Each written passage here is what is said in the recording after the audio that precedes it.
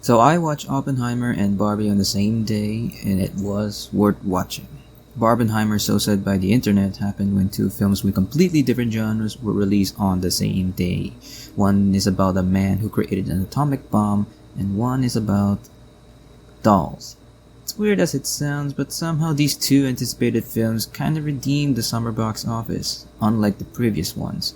Planning on this on one day to watch as a double feature cinema event is very exciting.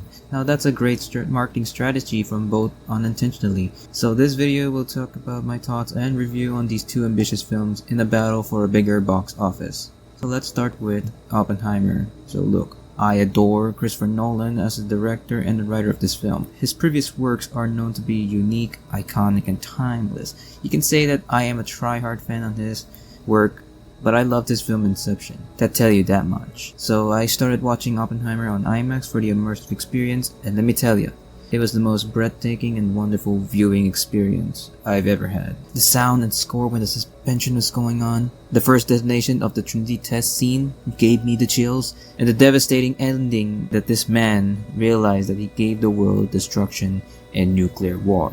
So they're not kidding about this film to be very terrifying on the big screen. Cillian Murphy did a phenomenal job in his titular role, especially Robert Downey Jr.'s in the supporting role. Definitely an Oscar-worthy film by these two. I'm sure everyone in this film did a fine job, but it is well acted and well directed. Sometimes it's hard to watch. I said that because of half of the film was about awareness of the nuclear war, and half of it was the puzzle to understand what the hell just happened. I was over 10 minutes late in the movie to get a ticket because the people were online to get tickets from the Barbie film or other films that are not not related to Barbenheimer. Anyways, yeah, it was a little bit complex in the dialogue after the end of the film. I tried to get a puzzle of it. I tried to make it piece together. I kind of get what they're trying to say throughout the film, even though it was 10 minutes late. I'm sure it's just a me thing. You had to watch this twice to understand more, but yeah, you really had to watch more than twice. But this film is a biopic. I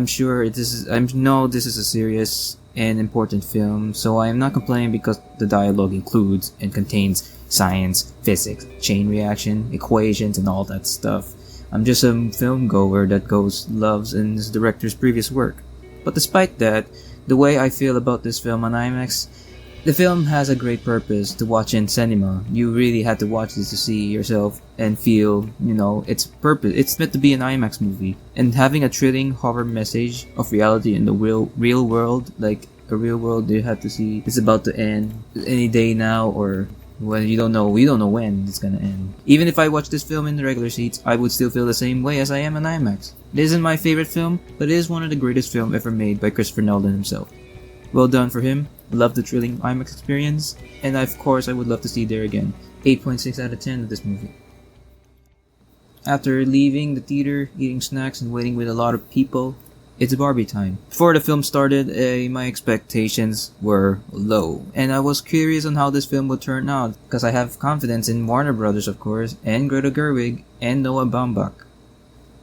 I never expected this film to be that good. First off, Margot Robbie's performance as Barbie is pure perfection, but Ryan Gosling as Ken steals every scene he appears in. He becomes the film's highlight. I can't think of anything on Barbie, but sure, that goes sideways. Two side missions, like you go on the main character's story side, and you're thinking that you're more important on the side mission. Yeah, you're more focused on side missions than the story missions. Yeah, the film is also visually appealing when it is a Barbie land. It's very pink, of course, very pink, and charming land. Sometimes the film's hypnosis is like a combination of the Lego movie and Enchanted. Yeah, two different films, but they have like similarities like reality, nostalgia, more on nostalgia, yeah, and morality topics or something. Funny enough that Will Ferrell is also in one of those films, which is why I think those films were similar.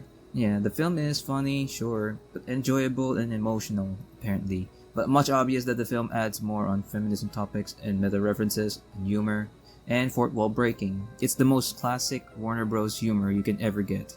I mean, it's Barbie, so why talk about feminism when the film targets mostly girls? I mean, I'm not complaining, I've watched it too, so there's that. There are a few times it doesn't work, it just drags off a little bit. At least they tried.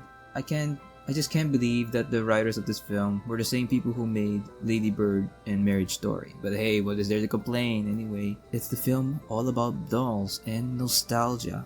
Keep on nostalgia gaze on this one. I cry because it shows so much time on one specific doll. I didn't even play dolls. I just watched a movie, a direct-to-video animated movie that has been always been there. It's just it's a wonderful time to get this a live-action movie. At least it's a better one.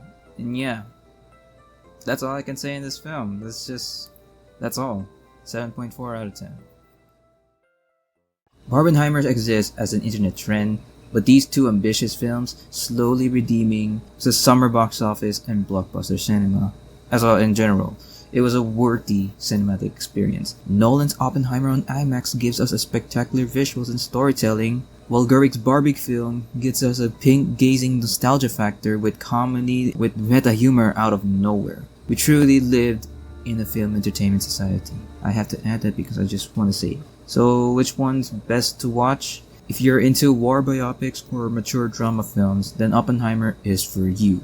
I highly recommend watching this film on IMAX for its astonishing and immersive experience. It's okay to have it in regular seats. It's just recommended. It's an optional thing if you want to. If you're into a comedy filled with nostalgia gaze and meta humor narrative, or have no choice for family viewing, then Barbie is right for you. But it depends on your anticipation or choice of films, because I would say you guys should watch Mission Impossible Dead Reckoning Part 1 instead. It is another film to watch than these two, despite that I haven't watched it yet.